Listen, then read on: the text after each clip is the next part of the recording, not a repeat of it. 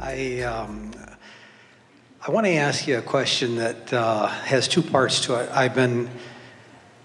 With the law of attraction, I've been wanting to receive an item, and it's been a long time coming. And I feel I've been showing a lot of joy towards this. And just waiting for it. So you want us to explain to you that you are the one exception in all of the universe? You're doing everything just right. The law's just screwy. Okay. But now let me tell you the other aspect of what happened. I had a nice car that was deteriorating very quickly, but little things going wrong. I felt bad about selling the car to someone, watching them drive out of the driveway and thinking, gee, they got a nice car. And in my mind, knowing that all these things were going wrong. So the one day I walked by the car, and very quickly I just simply said, I just wish a limb would fall on top of this car and I'd collect from the insurance company, and I wouldn't have to worry about the selling it to anyone. That was on a Monday. On Wednesday, I was out driving another vehicle. My wife called me in tears and said, a storm just came through. And I said, and she said, the big tree in the backyard, which was tremendously huge, 85 foot in height, fell over. The wind knocked it down, and I said, oh, it didn't hit the house, did it? She says, no, but I think your car's under it. Now, with just a simple, gee, I wish, as opposed to all of this energy going to this other item I really wanted, where am I missing it?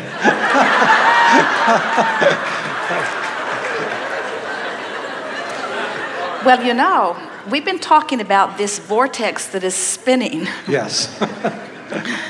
Like a hurricane.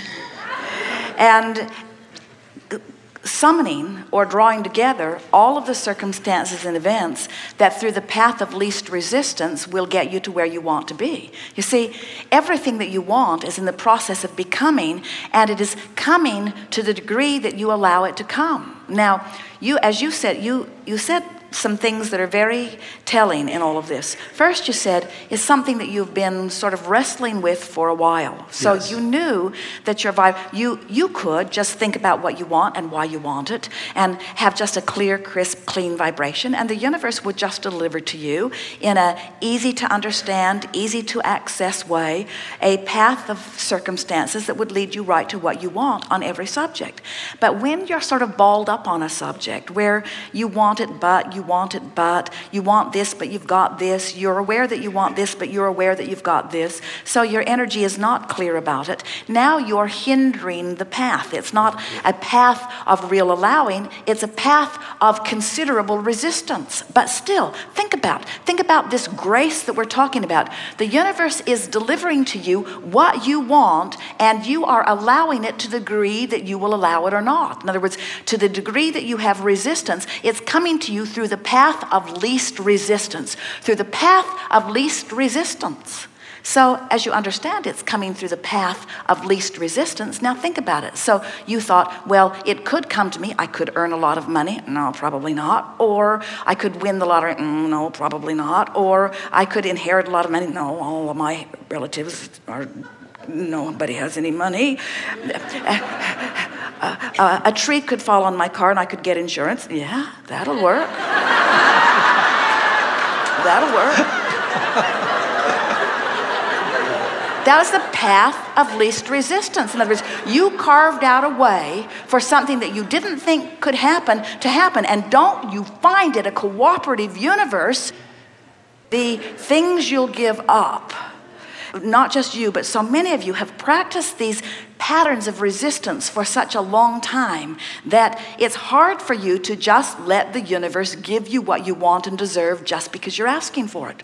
Most of you say, Oh no, I'll work really hard. People will sit here and they'll say, Abraham, I would like to win the lottery if you would just give me the numbers. I would like to win the lottery. And then they almost always say, and I'll do good with a really big part of it.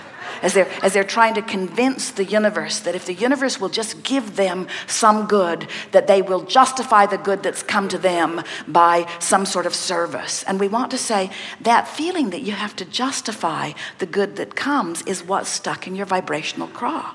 That's why you have to kill your car in order to get what you really want, you see. Where if you really believed in your worthiness and in the universe's acknowledgement of that worthiness, then you would just say, I'd like it, and it would come. And then you'd say, I'd like that, and it would come. And then you'd say, I'd like that too. But most of you, if you get in that position where you say, I'd like it, and it comes, and I'd like it, and then it comes, then you start looking around at others who haven't figured it out, and then you start apologizing. Well, I was just lucky, you say, or I worked really hard. You don't know how hard I work. You don't know how hard I work, and you don't know how long I drove that clunker car before. And it's because you're instead of developing and caring about your relationship between you and you're trying to factor in what too many others think about it. It's not easy to be prosperous in an environment where so many are beating the drum of unfairness and poverty. It's not a popular thing. Jerry and Esther drive down the road in this magnificent rock star bus. And some people pass them and give them thumbs up.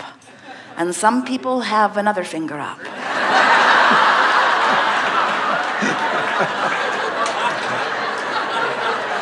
And it sort of speaks to how they feel about where they are. In other words, when you really want something and you can't figure out how to get it and you see somebody else living it, they amplify your absence of what you want a little bit, you see. So that's all. The universe will always give you what you want through the path of least resistance. You just have to begin saying, well, that worked, universe. Thank you for yielding to me something that I wanted.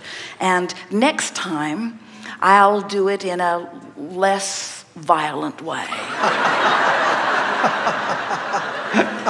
We want you to say, I want it, and somebody else say, and how do you justify the good that comes to you? And you say, my existence is justification enough. And they say, but do you work hard for the well-being that comes to you? And you say, I only do things that please me. And they say, oh, well then, how do you justify the well-being that comes? And you say, my existence is justification enough. I figure that if this life and all of its contrast and variety has the wherewithal to inspire a desire within me, then this life has the ability to deliver it to me. And I think that my ability to discern it out of all of the stuff that I've been watching and observing and living, that once I can give birth to a desire, all I gotta do is hold my attention upon that desire and find vibrational equivalency with that desire, and it must be. Tell them, it's law. It's law. So far, the vibrational equivalency that I found for getting what I want is by a path of somewhat resistance, but I'm working on that. I say, well, how do you figure out how to get in the vortex? You say, it's got something to do with the way I feel. When I get into the vicinity of hope, I keep getting in there. I keep getting in there. And the more I hope, the more I'm in there. And the more I'm in there, the more I believe. And the more I believe, the more good stuff comes to me. So I don't have to justify anything anymore. I'm good. The universe knows it. I ask. The universe answers. We got a really good relationship going on here. That's the message that you want to display. Okay. You see.